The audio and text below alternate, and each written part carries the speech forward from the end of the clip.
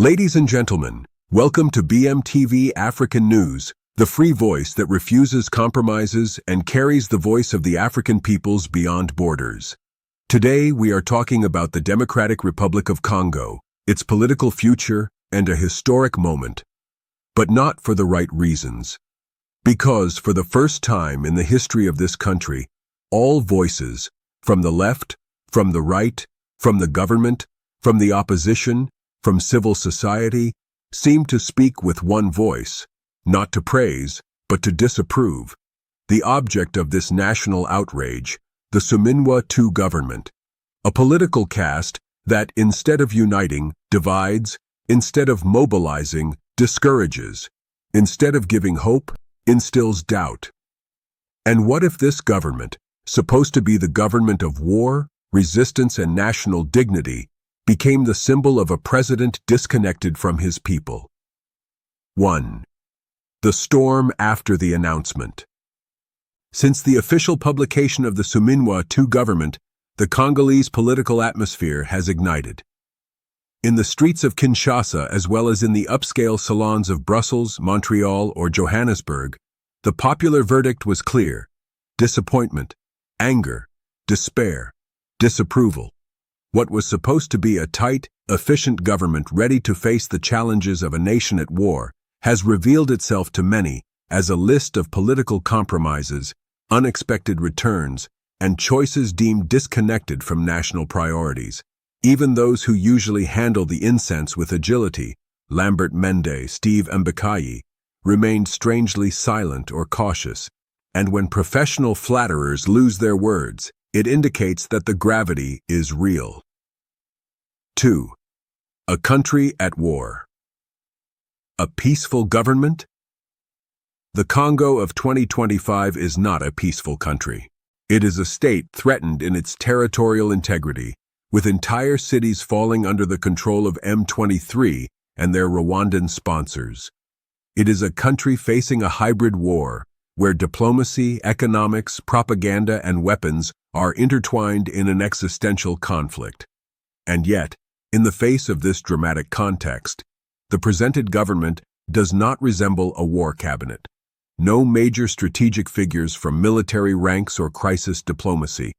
Few profiles capable of negotiating from a position of strength with Washington, Doha, or Brussels. And worse still, the return of former figures associated with troubled periods, giving the impression of political recycling rather than patriotic renewal.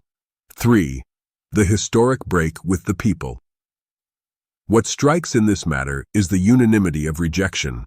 Never, since independence, had a government been contested by all socio-political layers at once: opposition and majority, diaspora and popular base, NGOs and unions. Even pro-power social networks struggle to defend the casting. This situation creates a major political danger.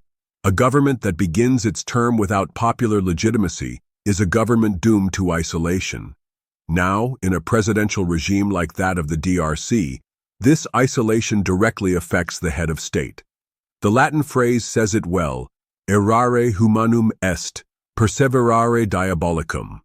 Making a mistake is human.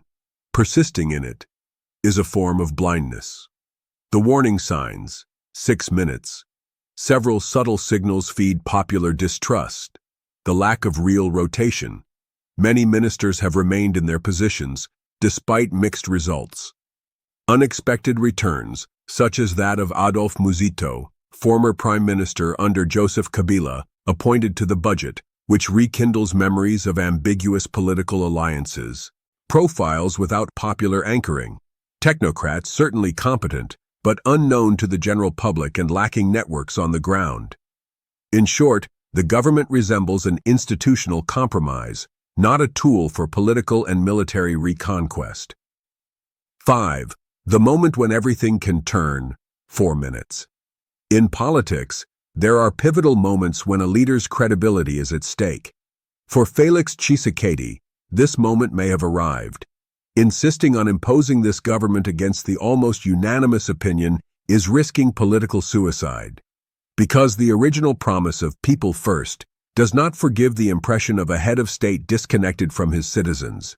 The Congolese have accepted sacrifices, frustrations, delays, but they do not accept that in the midst of an existential war, the country is led by a government that seems unaware of the urgency. 6. The possible way out of the crisis, 5 minutes.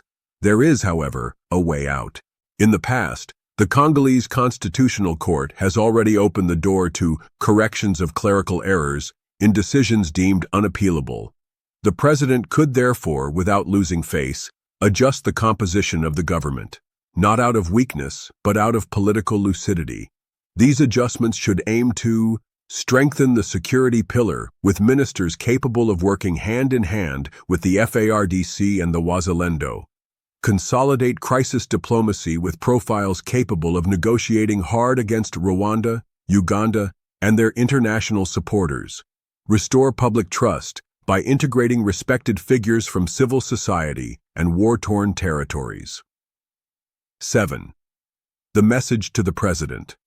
Mr. President, history rarely offers a second chance. Your people elected you on the promise to break with the political logics that have ruined this country. Today you have the opportunity and the responsibility to set things right.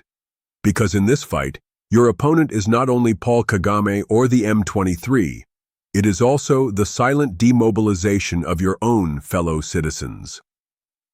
Conclusion. The Suminwa. Two government could have been the government of national unity against the common enemy. For now, it is mainly a symbol of a fracture between the executive and the people. But it is not too late. Because in politics, as in war, what matters is the ability to adapt before it is too late.